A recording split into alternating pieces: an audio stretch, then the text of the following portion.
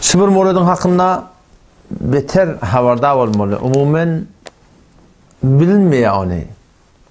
Bir wagyb ki köplen şondan adamdan habary yok. O da näme ayak yolu baranda peşe ötýärdiň. Peşe ödeňde de başlan ola. Dostlar öyle onu düşündirmek bolýar. Peşe ödeňde de tedek jaýyny ýumaklyk wagyb. Tedekden dadı yok. Ha peşe ödipdir.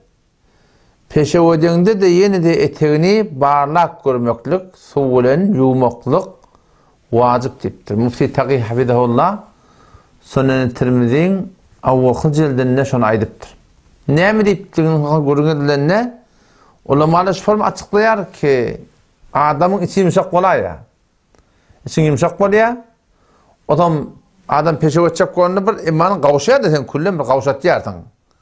Gawşamasa peşe öde gelmeýär, gawşamasa ýel tedek hem gelmeýär. Gawşatýar hakky bedenini. Adam şu gawşanyny peşe ötjek görüp aňyrdan garny yumşak bolup, içi yumşak bolsa birde gaýdaýa, teňde habaryň ýok. Soram ortaň barahym egmaşyň şu soratyna haram bolsa haram egmaşyň tarap namaz okypdyr. Adam şu taýdan gerekli bir hetmin şunu özünde adet edilmeli. Oğlun şu tavsırmalı, tomutun olmasın, kışın olmasın, peşe edeňde de yeni de terek jaýy, barlak kırptı var bir suwurp da ýumaklyk gerek yani.